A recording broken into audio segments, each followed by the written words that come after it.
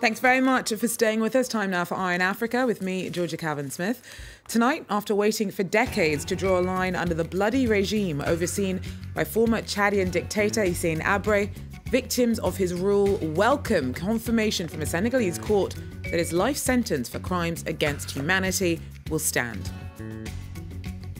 Also, once more into the fray, Kenyan opposition leader Raila Odinga takes his fourth shot at the top job. He gets widespread backing from an opposition coalition and is named as presidential candidate in August elections.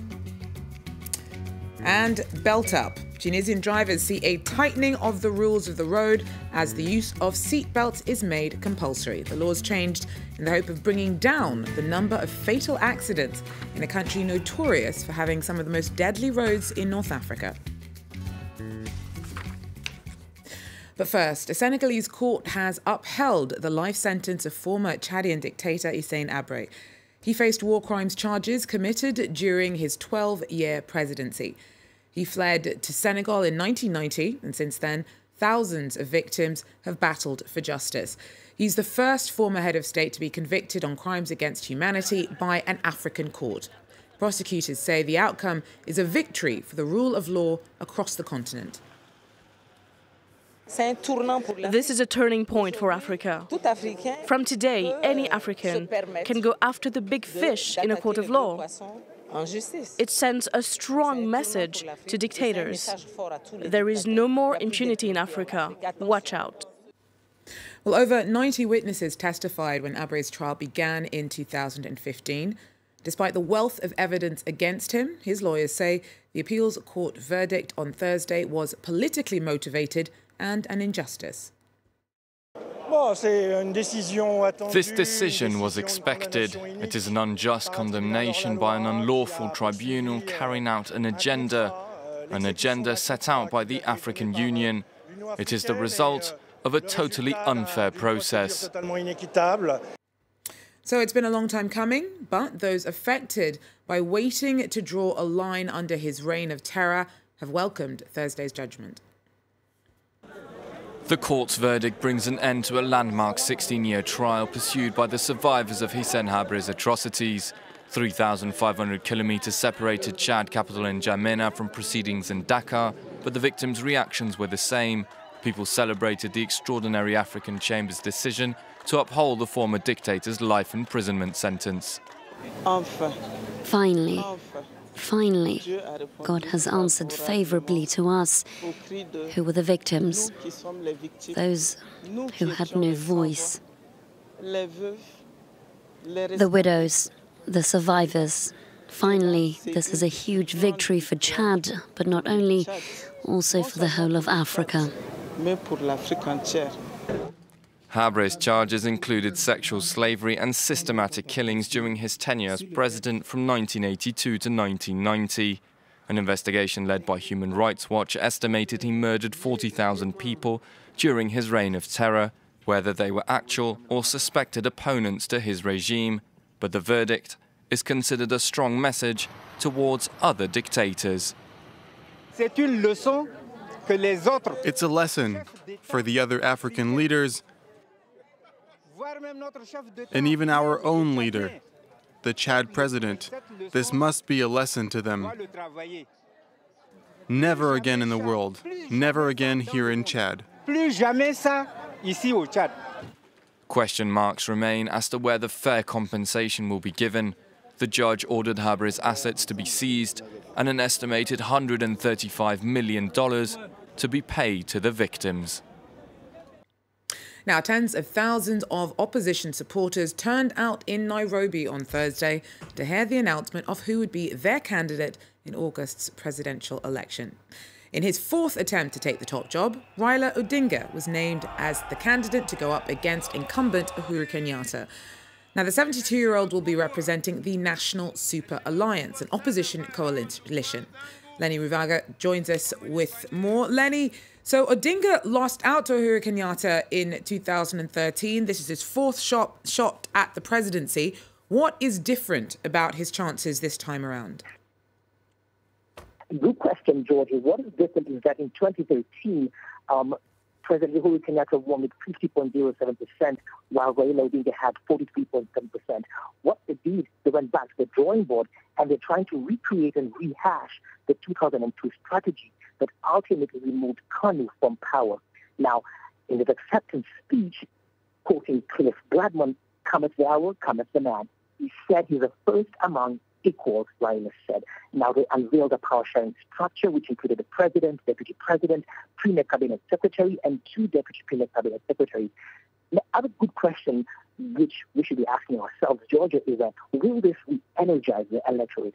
Yes, it will. What they have said, NASA Coalition, is that this time they'll have 500,000 polling agents countrywide to look at the ballot, scrutinize and ensure there's no vote fraud. On top of that, they'll have parallel tallying centers to curb the voting fraud. However, the Interim Electoral Boundary Commission says that they're the only ones mandated by law to announce the winner. Now, in the polls, in a recent poll last month, Infotrack says that President Kenyatta has an approval rating of 40%, while Raila Odinga has 32%. 28% are so unsure and they're up for grabs.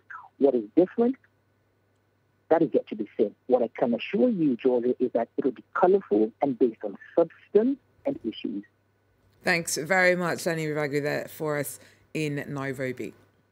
Well, on the 23rd anniversary of South Africa's first democratic elections, thousands of people marked the day by protesting against their current president. Rallies against Jacob Zuma were held even as he commemorated the end of white minority rule. Many of his critics accuse him of having betrayed the legacy of those who battled to end apartheid. Freedom Day celebrates South Africa's political transition from apartheid to democracy after years of violent opposition to white minority rule. But hundreds of people marked the public holiday in Pretoria by protesting against President Jacob Zuma. They say he should step down due to mounting corruption allegations. Among them, the granddaughter of Nelson Mandela. We are calling on our government to listen to our voices, to listen to our cries, when we say to them we want equal opportunities for our children in terms of education, in terms of job, in terms of land. Most of the protesters represented the opposition Democratic Alliance Party. Its leader called on people to unite to ensure a prosperous future for the country. 55 million of us are not going to be held ransom by one South African called Jacob Zuma. We, the people, will stand together to ensure that Jacob Zuma and his supporters are removed. Jacob Zuma came to power in 2009. His presidency has been marred with a series of scandals, record unemployment and slowing economic growth. Last month, he sparked outrage by sacking respected Finance Minister Pravin Gordhan. Zuma's ruling ANC party has waned in popularity over recent years. In last year's elections, it secured its worst result ever, with 55% of the vote. He is due to stand down in 2019. Well, the rules of the road in Tunisia have tightened up from Thursday. Drivers are now legally obligated to always use a seatbelt. The hope is that the tougher take on road safety will help reduce the alarming number of fatal traffic accidents. Our correspondents report from Tunis. Engine started, seatbelt fastened. Today is the final driving lesson before the test. For driving instructor Adel, it's a last opportunity to go over details before his student goes off to take the streets of Tunis on his own. When they train for the license, they do everything by the rules. Seatbelts, pedestrians, traffic lights. Go in second gear. But once they have it, they run red lights and don't put their seatbelts on. Here, look at that taxi, just crossed a high street without warning. On average, 4 people are killed every day on Tunisian roads, making them the deadliest in North Africa after Libya. Motorists, including police, often drive the wrong way down one-way streets and run red lights. Getting around by car can be dangerous for both pedestrians and those behind the wheel. Well, yes, I entered the wrong way, but I don't have a choice. The other streets are closed. Everybody does it here in Tunisia. Everybody. Wearing a seatbelt is already compulsory outside cities, But from April 27th, the law will apply also to urban traffic. The NGO ambassadors of road safety have been pushing for it for over 3 years. But they say the fight for safety has only just begun. We try to raise drivers' awareness by explaining that wearing a seatbelt is important, even at 20 kilometers an hour. And to them, that's a surprise. We believe repressive measures and raising awareness must go hand in hand to have a positive impact. Wearing the seatbelt has proven very effective everywhere else in the world, so why not in Tunisia? Next year, backseat passengers will have to use seatbelts as well. But there are doubts that the new law will really be enforced. Since 2003, motorcyclists have been required to wear helmets. But on the streets, there is little sign that the law has made much difference. Well, that's it for Eye on Africa. Thanks very much for joining us. Do so again if you can. Take care.